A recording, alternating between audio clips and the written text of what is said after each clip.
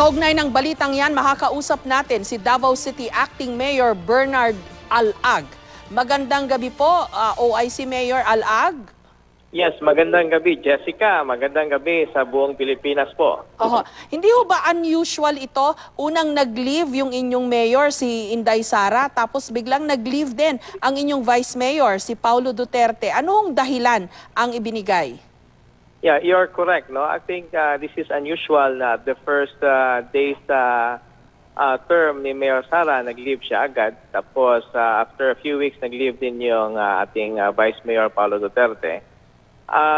Ito naman nangyayari nito noon sa Davao City na ang mayor nagbaksyon or may busy, nag-leave, no? At saka yung vice mayor.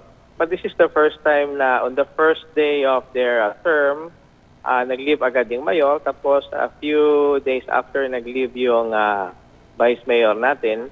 Kung ano po ang reason based on the memorandum na binigay po sa atin, hindi naman po in-specify yung reason. No? Binigay lang sa atin na on leave sila po. Kaya po bilang councilor po na may pinakamataas na boto or percentage dito sa Davao City, tayo po based on the rules of succession, tayo po ang po as acting mayor ngayon po. So ito po ay trabaho po natin is yung mga administrative work lang po.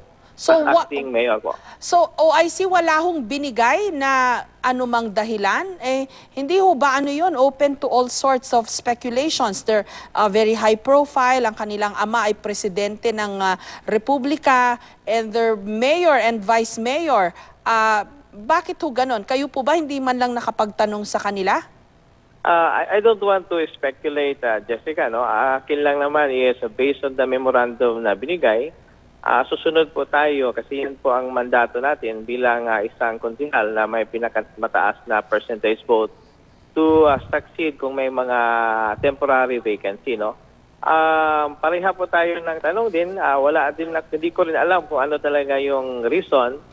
But I'm hoping na hanggang 22 lang po. No? Gusto ko pong i-clarify na itong temporary position as acting mayor is until 22.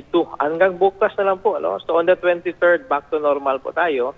We're hoping na babalik na po yung ating mahal na Mayor Sara Duterte, ang ating Vice Mayor na Paulo Duterte on Saturday po.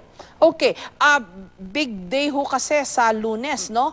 First SONA ni President Duterte, and usually very close members of his family are expected.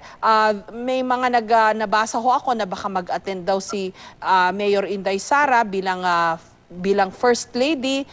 May balita ho ba kayo kung dadalo nga ho siya dito sa SONA sa Batasang Pambansa sa Quezon City on Monday, OIC Alag? Yes po. Based sa mga pronouncement po at saka balita dito sa Davao City, hindi po makakadalo ang ating Mayor Sara Duterte at ang ating Vice Mayor Paulo Duterte. No? Kung ano ang reason, hindi ko rin po alam. No? But hindi ko alam po, Jessica, kung magbabago ba ito, no? Ang itong desisyon na ito. But kami naman sa Davao City, we are hoping na makikita natin yung first family during this very historic event, the first State of the Nation address ng ating Presidente Rodrigo Duterte.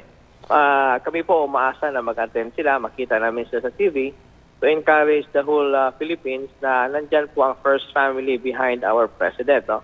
But ngayon, ang impormasyon po natin is parang hindi sila makakadalo. Pero hopeful po kami, mga taga Davao, na makita namin sila. Okay. Please keep us posted, Acting Mayor Bernard Alag, kung sakali pong ipaliwanag na po ng inyong mayor at vice mayor kung bakit sabay po sila na nag-leave. Yes, kung may reason po tayo, may marinig tayo na balita or may mga official pronouncement po ang ating mayor at vice mayor, we will inform po ang GMA agad regarding this. Magandang gabi po sa inyo. Good evening po. Good evening. Thank you.